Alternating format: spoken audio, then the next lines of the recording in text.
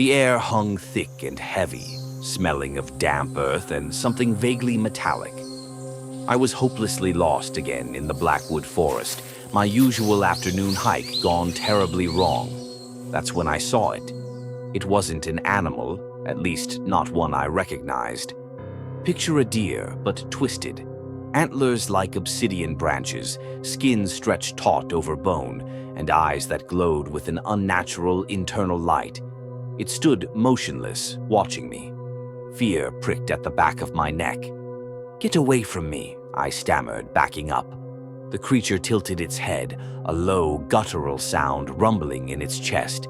Then, in a voice that seemed to scrape against stone, it spoke. "You are lost. You wish to be home." It wasn't a question. It was a statement. My mind raced. This was insane.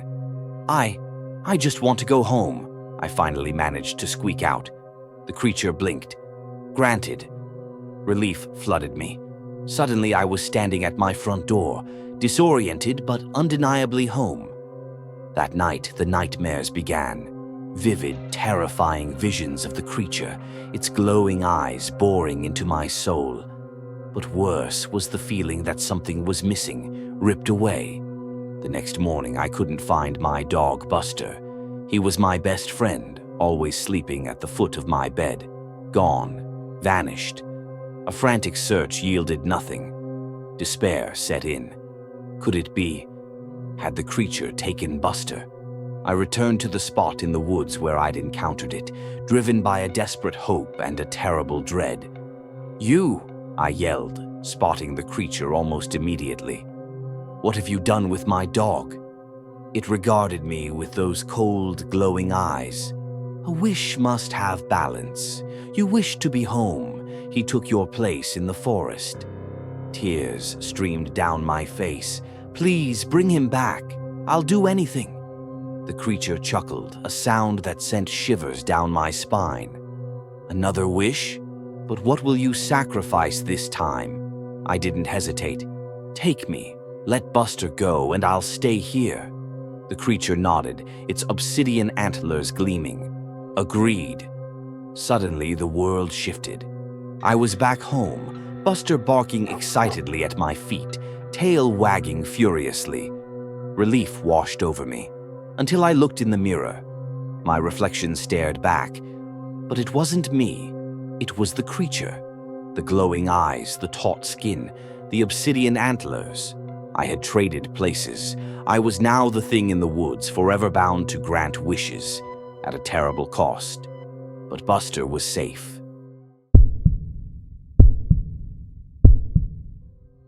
The engine coughed, sputtered, and died. I cursed under my breath. Dead. Dead as a doornail in the middle of nowhere. Perfect. The highway stretched out before me, an endless ribbon of cracked asphalt under a sky bruised purple with the dying light. No other cars.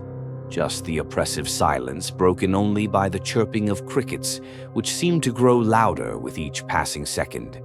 "Come on, you piece of junk," I muttered, turning the key again. Nothing. I was well and truly stranded. I grabbed my phone.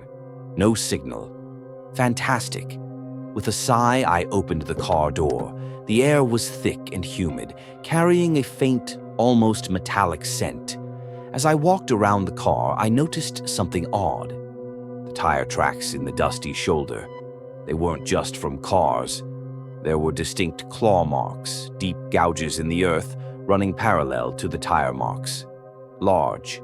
Impossibly large. A shiver crawled down my spine.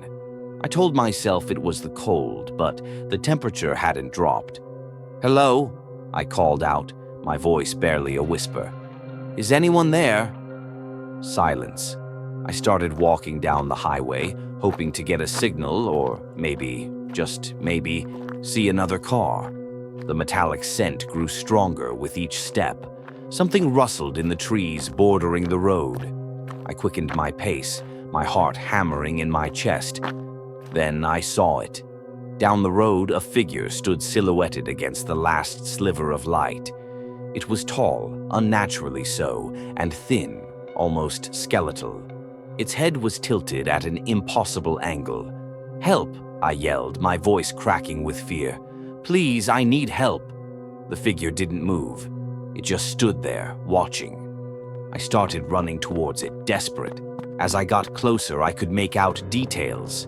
Its skin was stretched taut over its bones, its eyes were black pits, and its mouth was a gaping, silent scream. But the worst part was what it was holding. My car keys. And then it spoke, its voice a raspy whisper that seemed to crawl inside my head. "You called!" I screamed, stumbling backwards, tripping and falling onto the rough asphalt. The figure took a step closer. Suddenly, a bright light blinded me. A truck roared to a stop beside me. The driver jumped out. "You okay, ma'am?" he asked, his face etched with concern. "I saw your car. Looks like you're having a bad night." He helped me to my feet. I pointed towards where the figure had been standing, but it was gone. There was something there, I stammered. Something horrible. The truck driver looked at me with a skeptical expression. "Just the wind, probably. You're probably just shaken up." He offered me a ride to the nearest town. As we drove away, I glanced back at my car, now a distant speck in the darkness. And then I saw it. Standing beside my car, waving, was me, a skeletal, terrifying version of myself, the one with the keys, and a gaping, silent scream.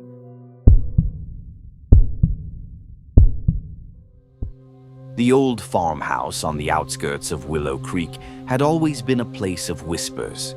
Locals gave it a wide berth, muttering about Old Man Withers and his strange habits.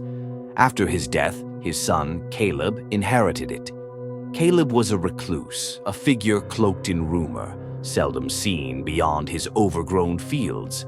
Sheriff Brody had heard the rumors, of course.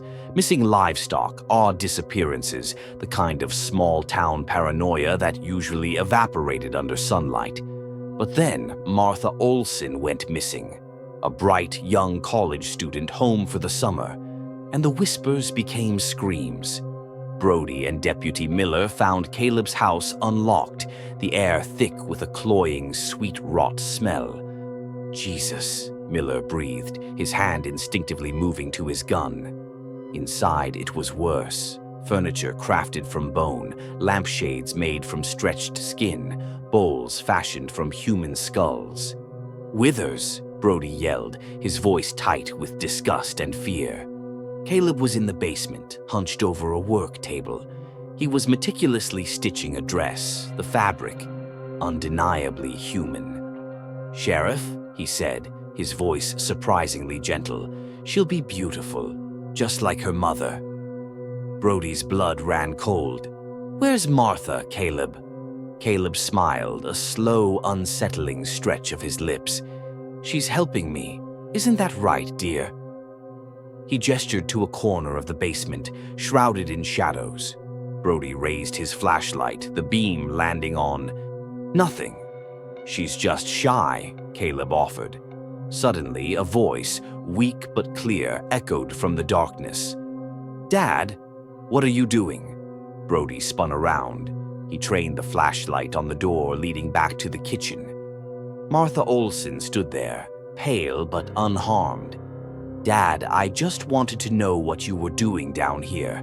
I have been at the library all morning, working on my thesis. I didn't want to bother you." Caleb, however, stood motionless, his smile frozen on his face. Brody slowly directed the flashlight beam back to Caleb, then to the dress on the table. It wasn't a dress. It was Caleb's skin, peeled from his body, a horrifying, grotesque attempt to become someone else. Martha Olson stepped into the basement, her eyes going wide. What is that?" she stammered. Brody knew the rumors were true. Old Man Withers was long dead, and Caleb never existed. The real monster had simply worn his skin, and now it needed another. Brody had to protect Martha. The true horror wasn't the macabre artistry. It was the horrifying realization that the monster wore Caleb's face, but had been patiently, silently waiting for its next victim the whole time. Please like and subscribe.